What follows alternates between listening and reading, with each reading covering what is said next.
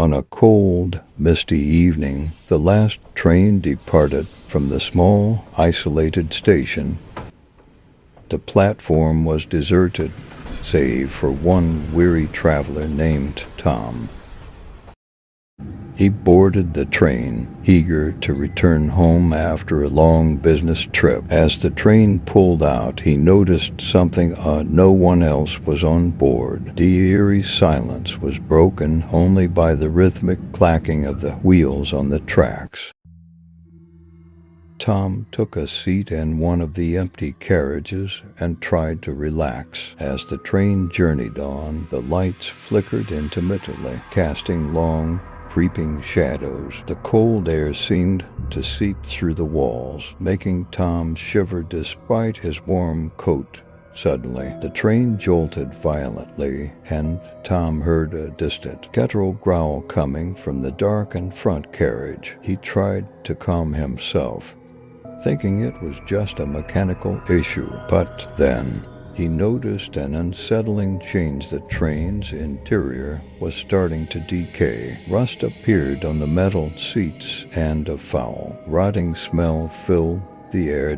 His heart raced as the train continued to rattle and sway. He decided to investigate the source of the growl. As he moved toward the front carriage, the lights dimmed further, revealing ghostly apparitions of past passengers who seemed to float in the aisles, their hollow eyes fixed on him. Tom reached the front carriage, and the door creaked open to reveal a horrifying sight. The train conductor, or what was left of him, was slumped over the controls, his face twisted in a permanent scream. The growl grew louder, coming from beneath the train. The tracks below seemed to writhe and pulse, as if alive. Desperate, Tom tried to stop the train, but the controls were dead. The train continued its relentless journey, now descending into a dark tunnel. The lights went out completely, and Tom was engulfed in absolute darkness, accompanied only by the growls and the whispers of unseen entities. When the train finally screeched to a halt, Tom stumbled out into an abandoned station. He looked around, hoping for some sign of help, but the station was a ghostly replica of the one he had boarded. The mist was thicker now, and the only sound was the distant, mournful wail of a train departing in the distance.